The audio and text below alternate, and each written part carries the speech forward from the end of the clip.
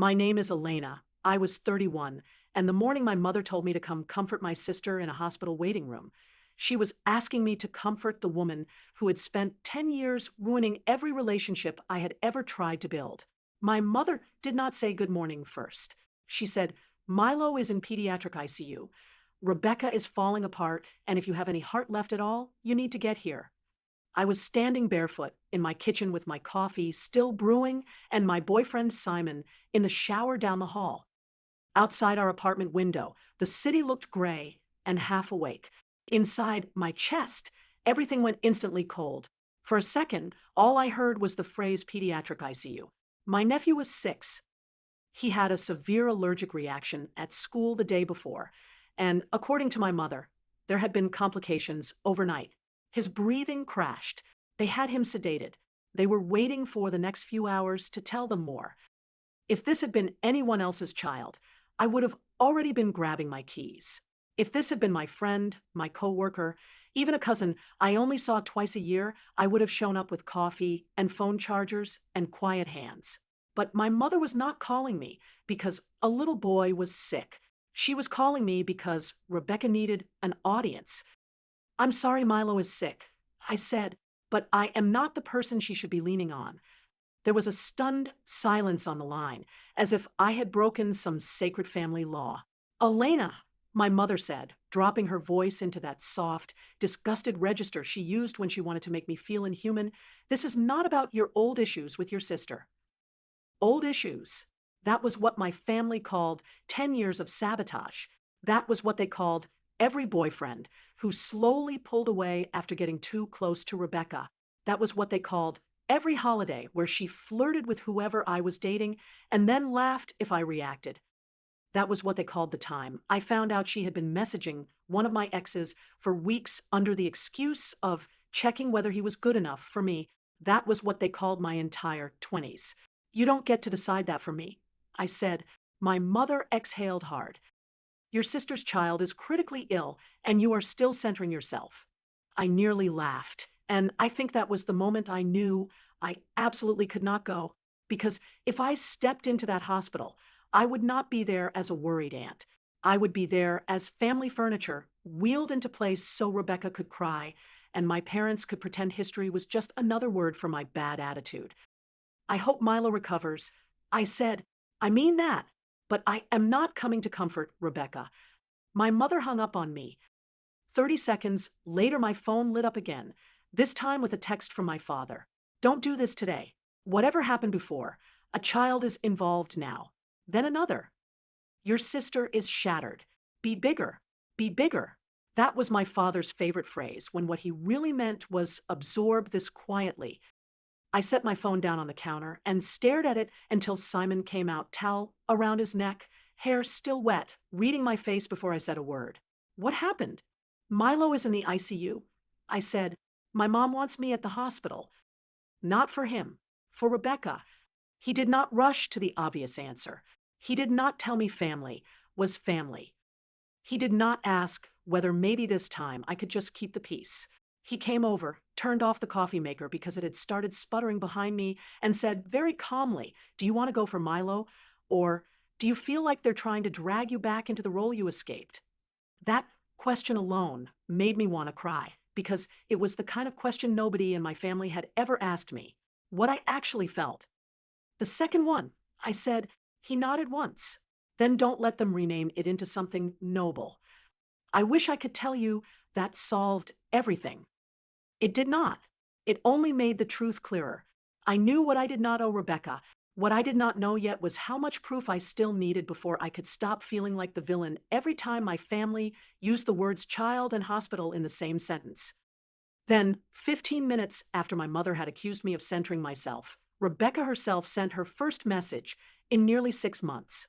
I know you hate me, but please don't punish Milo for it. I stared at the screen so long that the message blurred, because that was always how she did it. She took a blade, wrapped it in a sentence designed to make her sound wounded, and then waited for everyone else to call her brave. I had not spoken to Rebecca directly in almost 2 years. That was not some dramatic cut made over one bad dinner or one ugly argument. That Distance had taken me years to build. I built it one small refusal at a time. I stopped answering late-night crisis calls that somehow always turned into me apologizing for being cold. I stopped attending birthdays where she acted like my life was a puzzle she had the right to take apart. I stopped bringing men I cared about anywhere near her. I stopped sitting through family meals where my parents watched her needle me, and then later advised me privately to stop giving her such a reaction. By 29, I had begun to understand something I should have learned much earlier. Some families do not need one scapegoat because they are cruel in obvious ways. They need one because it is the cheapest way to keep the favorite comfortable. Rebecca was 3 years older than me and had been the gravitational center of our house for as long as I could remember. She was beautiful in the kind of way that adults like to reward: quick smile, fast tongue, big feelings that always became everyone else's emergency. When she was funny, the whole table bent toward her. When she was upset, the air in the room changed. When I was upset, I was too sensitive. The first boyfriend Rebecca ever touched was not serious in the adult sense, but he was serious to me because I was 21 and still stupid enough to believe love made people choose basic decency. His name was Mark. We met in college. He worked evenings at a record store and wore the same black denim jacket every day until it smelled like dust and cedar. He was not profound. He was not the great love of my life, but he was mine, and for 6 months he felt like the first thing in my life that belonged only to me. Then I brought him home for my father's birthday. That should have been a small, harmless dinner. My mother made roast chicken. My father drank red wine and told the same story about high school football. Rebecca arrived 40 minutes late, wearing lipstick too dark for the occasion, and one of my sweaters that she had borrowed months earlier. She hugged Mark like she had known him forever. At one point, while I was helping my mother in the kitchen, I looked through the doorway and saw Rebecca leaning close to him at the dining table, laughing with her hand on his shoulder. It bothered me, but only in the way sisters can bother each other when you are trying not to look insecure. Later that night, after dessert, Mark went outside to take a call. Rebecca stepped out after him with a cigarette she did not even light. I remember following a minute later because the whole thing had left a strange metallic taste in my mouth. I opened the back door, just in time to hear her say, "I'm just telling you, Elena gets intense fast.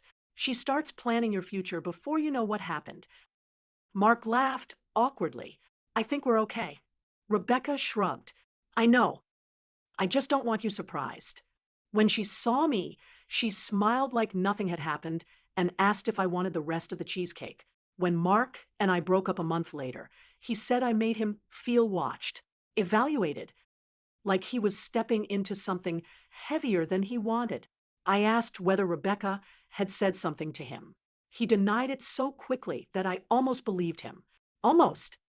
When I cried in my room that night, Rebecca sat on the edge of my bed and stroked my hair. "He was too weak for you anyway," she said. My mother later told me not to hold on to a little tension at dinner because my sister had obviously only been protective. Rebecca was protective when she asked invasive questions, protective when she inspected my partners, protective when she texted after meeting them, saying things like, "Just checking he treats you right." Men lie. And because she was older, louder, and always one half step ahead of being held accountable, everyone accepted that explanation. The second time it happened, I tried much harder to be fair. I was 24. His name was Julian. He was in my graduate program. Thoughtful, annoyingly organized, the kind of man who read restaurant menus in advance and remembered my presentation dates.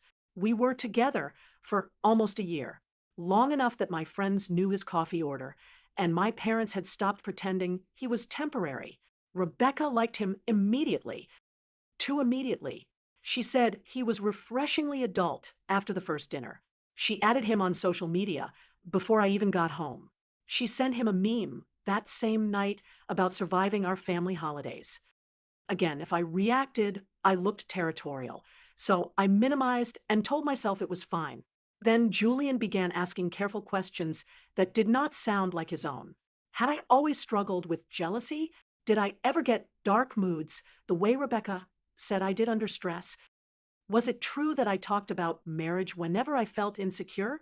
The first time he mentioned one of those things, I laughed because it sounded absurd.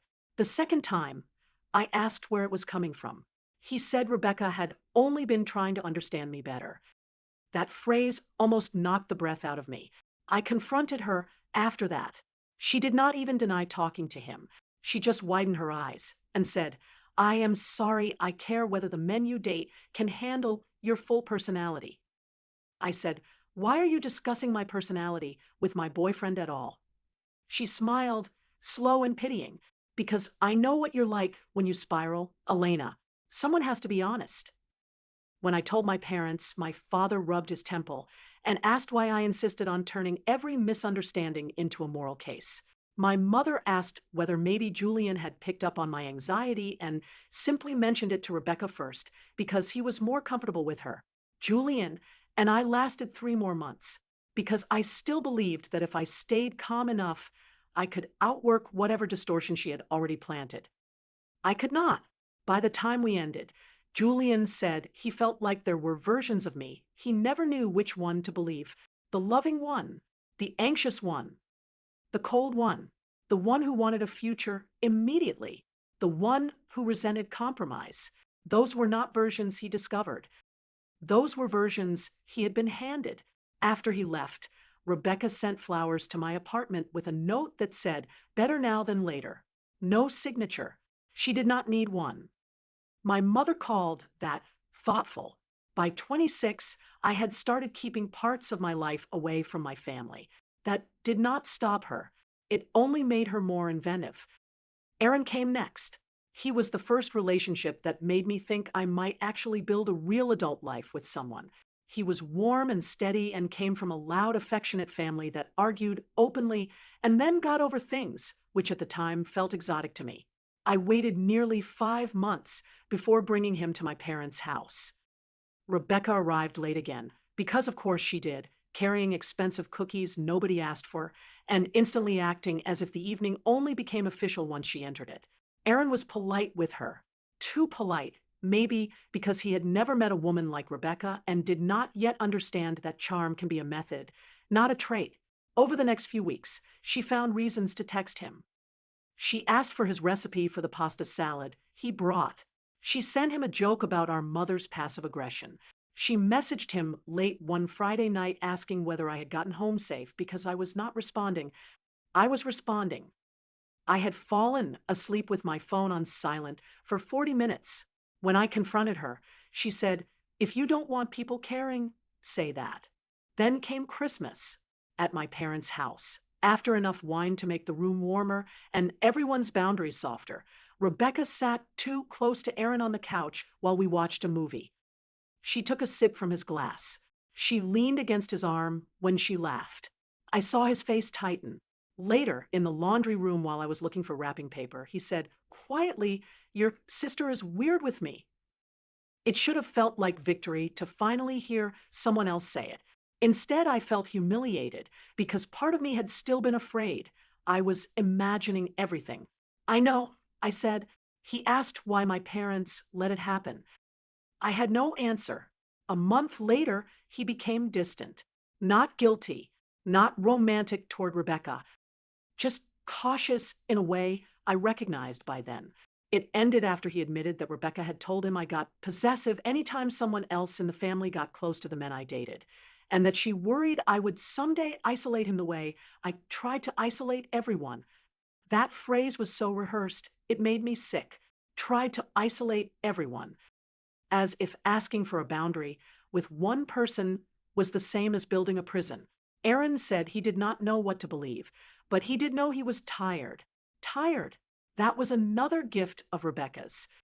She never had to steal a boyfriend outright if she could simply exhaust him first. After Aaron left, I finally did something I should have done years earlier.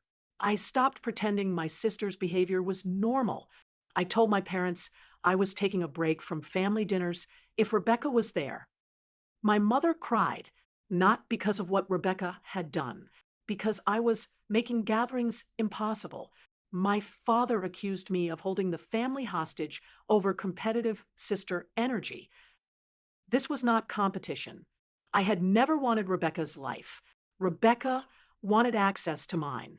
Then came Thomas, and Thomas was the relationship that finally burned away the last of my confusion. I met him at 28 through work. He was smart, funny, in a dry, low-key way. The first man I dated after months of therapy helped me name what my family actually was instead of what I kept hoping it could become. By then I had rules. He would not meet my parents for a long time.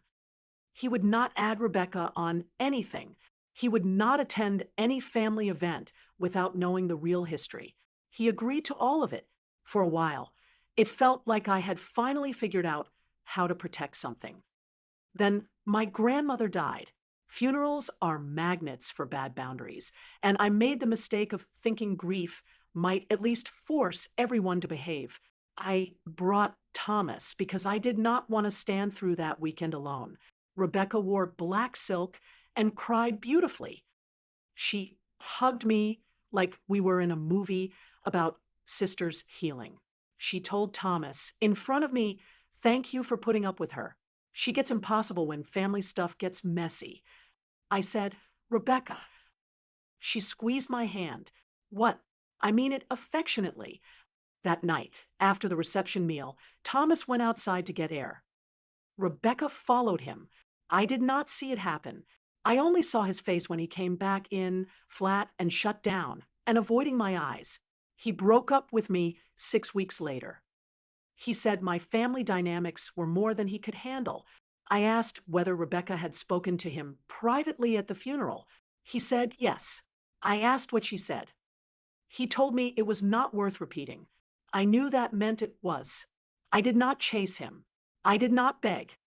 I did not call Rebecca, because by then I understood she fed on reactions the way some people feed on praise. Instead, I went home, sat on my bathroom floor, and finally admitted something to myself with full sentences. This is a pattern. This is a person who feels alive when she can stand inside the doorway of my happiness and make me wonder whether I built it badly. That was when I cut contact almost completely. I answered my parents only when necessary.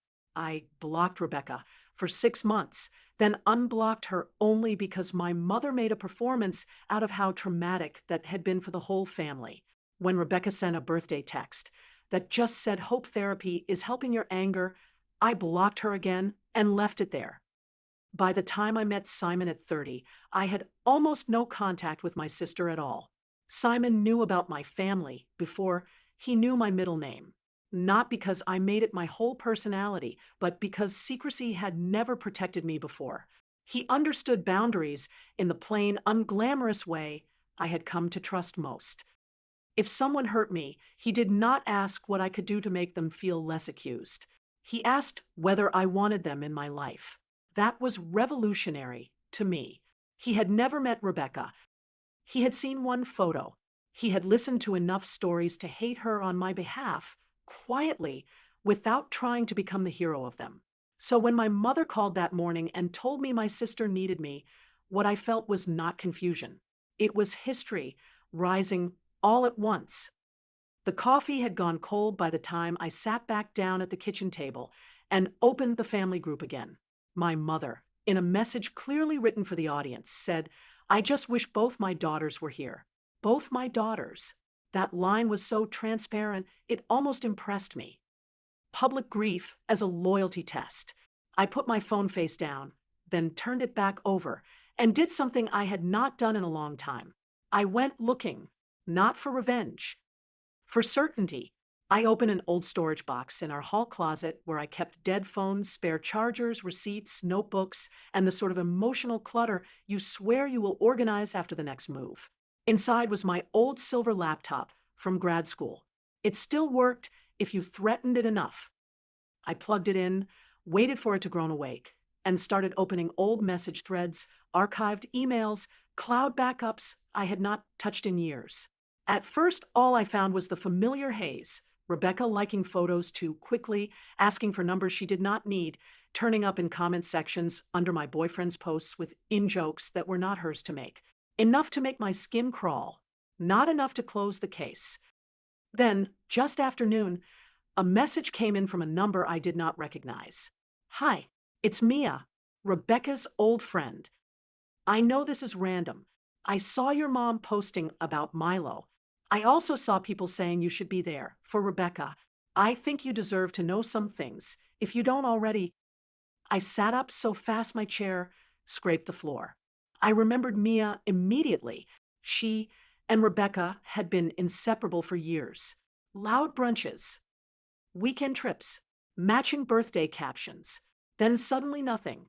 I had assumed they had one of those dramatic friend implosions people around Rebecca always seem to have eventually. I replied, "What things?"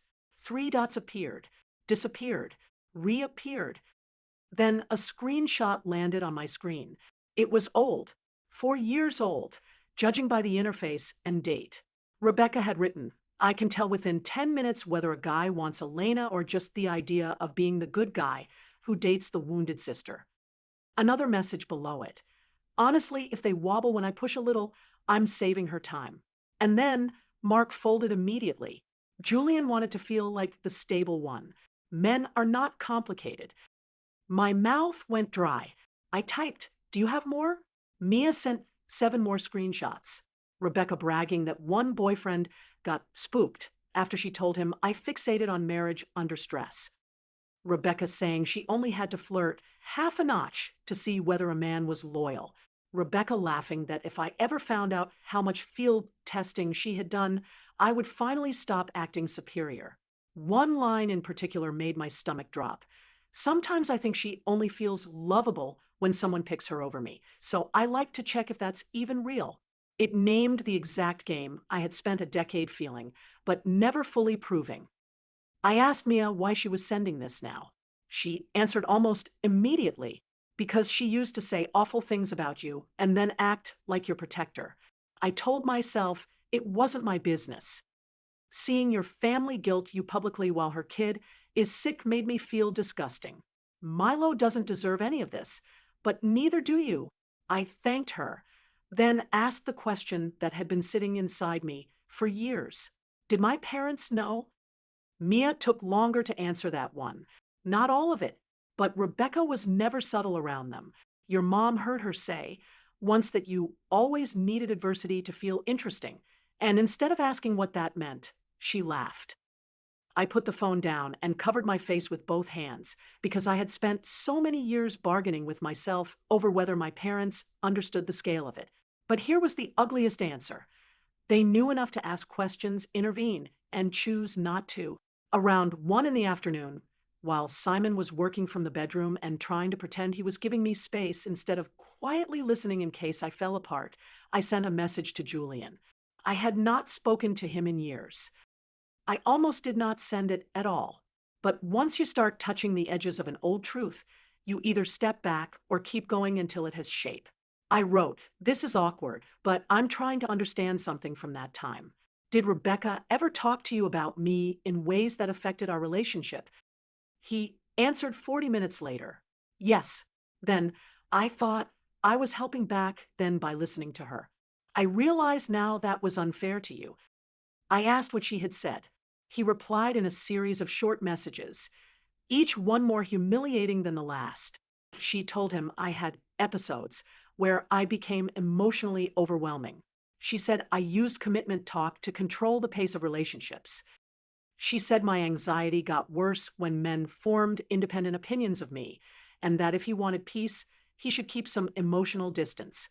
I stared at those lines with a strange, detached calm. There it was. Not vague suspicion. Not me reading too much into a look across a dinner table. Strategy. Julian wrote one more thing before I could answer. "I should have come to you instead of trusting her." "I'm sorry." I thanked him. Then I cried, not because his apology fixed anything, but because I was finally grieving the deeper injury underneath all those breakups. I had been studied by someone who claimed to love me, studied so she could step in exactly where doubt would spread fastest. At 3:17, another message arrived. This one from Aaron. Different relationship. Same aftermath. He wrote, I don't know what's going on, but if this is about Rebecca, then yes. She messaged me a lot more than I admitted. He sent screenshots. Not from back then, but from a backup he still had because, in his words, he used to keep old threads in case he needed to prove to himself he wasn't imagining things. Rebecca asking whether he was sure I was stable enough for a serious future. Rebecca telling him I tended to isolate partners from family once I felt secure. Rebecca sending a selfie from a bar with the caption, Your girlfriend left early. Guess I got the fun genes. And then the message that made me go still, if you ever need a version of this family without all the emotional labor, you know where to find me. I read it once, then again, then I forwarded it to myself and just sat there. Because that was the part nobody in my family would ever call a misunderstanding. That was invitation. That was poaching. That was a woman looking directly at the fracture she had helped create and offering herself as the easier alternative. Aaron wrote, I should have told you the truth then. I was embarrassed that I stayed in the conversation at all. I did not absolve him. I did not attack him either.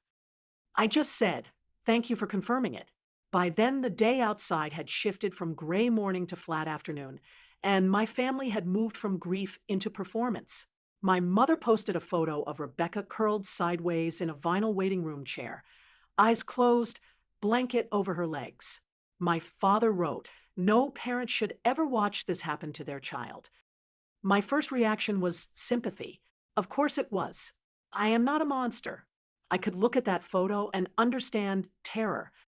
I could imagine Rebecca stripped down to the raw animal fear of hearing machines around her son. But sympathy is not the same as surrender, and my family had always confused the two when it came to me. My cousin Natalie tagged me in the group. Elena, please just say you'll come. Aunt Diane is a wreck. Not Rebecca, not Milo. Aunt Diane. There it was again. The real hierarchy. Whose discomfort mattered. Whose image needed repair. Whose feelings were urgent enough to pull me back into orbit. I typed and erased half a dozen responses. Then another number flashed across my phone. Thomas, the one from the funeral. Apparently, when you stir the bottom of old water, everything cloudy rises. His first message said, Julian reached out to ask if I'd ever tell you the truth. I should have years ago. I leaned back in my chair and closed my eyes before opening his next text. At the funeral, Rebecca cornered me outside and said you were already planning to use grief to pressure me into moving in. She said you made every crisis about locking people down. Then she kissed me and laughed when I pulled away. She told me if I mentioned it, you would say she came onto me because you were jealous of her. I believed leaving quietly was the easiest thing for everyone. I'm sorry. I felt nothing for maybe 3 whole seconds. Then a deep nausea rolled through me, not because Thomas was the great love I had lost, but because of the precision. Even at a funeral, she had still found the seam and pushed. There is a specific kind of peace that can arrive after enough evidence. It feels like finally setting down something heavy after years of carrying it wrong. By early evening, I had more proof than I had ever allowed myself to imagine. Mia's screenshots, Julian's confirmation, Aaron's messages, Thomas's admission, my parents' current texts demanding emotional service from the person they had spent years telling to ignore her own pain. And still a small part of me kept whispering the same poisoned question. Do you really want to do this today? Today, when a child is sick. Today, when everyone will say timing is cruel. I hated that question because it sounded humane and was, in my family, always used as a weapon. What she did was always misunderstood sibling stuff. Only my reactions became moral events. At 6:42, my mother called again. I let it ring once, twice, then answered. She was already crying. I cannot believe you are doing this. She said, your sister keeps asking where you are. Then tell her I'm not coming. How can you say that when her son may die? I closed my eyes. I am sorry Milo is suffering. I am not discussing Rebecca like she's my responsibility. My mother snapped then, grief burning the varnish off her usual restraint. Everything always becomes about what Rebecca did to you. You know how exhausting that is? Do you know how long we have been begging you to let the past go? There it was. Not denial, not confusion, exhaustion. The exhaustion of people who know enough to resent being reminded. You mean how long you've been begging me to keep paying for it? I said. She inhaled sharply. If you want honesty, I said, my voice steadier than I felt, I've spent all day collecting evidence of exactly what she did. Not one bad incident, not hurt feelings, a pattern. For years. Silence. Then, today. Yes, today. Elena, what is wrong with you? I almost answered. What was wrong with all of you when it was happening? Instead, I said, nothing. That's the first useful thing I've understood in this family for a long time. She started crying harder, not apologizing, not asking what I found, crying harder because I had stepped out of the script. My father took the phone. Do not do this in front of the family. He said. That sentence made my decision for me, not because it was surprising, because it was so familiar. Do not embarrass us. Do not make public what has only ever harmed you privately, I said. Then you should have stopped it before it became 10 years long. And I hung up. Simon came into the kitchen a minute later and saw my face. You know what you need to do? He asked. Yes, I said. Do you want me in the room while you do it? Yes. So he sat across from me at the table while I opened the family group and started assembling the messages. Not every screenshot, not every ugly detail, just enough that nobody could call it a mood anymore. I put them in order. Mia's screenshots first, because Rebecca's own words mattered most. Then Julian's message. Then Aaron's. Then Thomas's brief explanation. Then my parents' text from that morning telling me to be bigger. I looked at the thread for a long time before typing. When I finally did, my hand stopped shaking. This was the message I sent. I am sorry that Milo is critically ill. I mean that sincerely, and I hope he recovers fully. What I will not do is pretend this family has any right to demand emotional comfort from me for Rebecca. For more than 10 years, Rebecca interfered in my relationships by flirting with the men I dated, privately contacting them, telling them I was unstable, controlling, or manipulative, and then acting like my protector after the damage was done. I was told to stop being sensitive. I was told she was joking. I was told she was protective. I was told to be bigger. Today, I contacted people from those years and received confirmation of what happened. I am attaching only a small portion of that evidence here, so nobody can keep pretending this is a vague sibling grudge. I love Milo.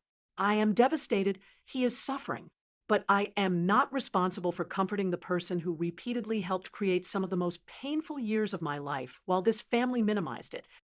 Do not contact me again today to ask me to come manage Rebecca's feelings. If anyone wants updates on Milo's medical situation, I hope he gets every possible support. If anyone wants to discuss my relationship with Rebecca, that discussion is over. Then I attached the screenshots. At first, nothing happened. Then my aunt left the group. Then my cousin wrote, "Oh my God." Then my mother typed for so long, the bubble stayed up nearly a full minute before disappearing. My father sent, "This is not the time." I answered only him. It became the time when you called me cruel for refusing to comfort her. Rebecca herself did not reply for 23 minutes. When she did, it was exactly what I should have expected. You waited until my child was fighting for his life to do this. I hope it makes you feel powerful. No denial. No, that isn't true. No, those screenshots are fake. Just moral outrage at timing, which in some ways was its own confession. I did not answer. My phone rang twice after that. My mother, my father. Then a call from an aunt I had not spoken to alone in years. I ignored them all. An hour later, my cousin Natalie sent me a private message. I didn't know. "I'm sorry." That one nearly broke me because it was so simple. No speech about family. No request that I wait. Just the thing I had been starved for my whole life. I didn't know. I'm sorry. At 9, that night, my father finally texted something that sounded less like command and more like defeat. Milo is stable for now. I sat with that for a while before replying. I'm relieved. That was all. I refused to let relief become a doorway back into the same role. Later, after the apartment had gone quiet and the adrenaline burned off enough for my body to feel how exhausted it was, Simon asked whether I regretted sending the screenshots.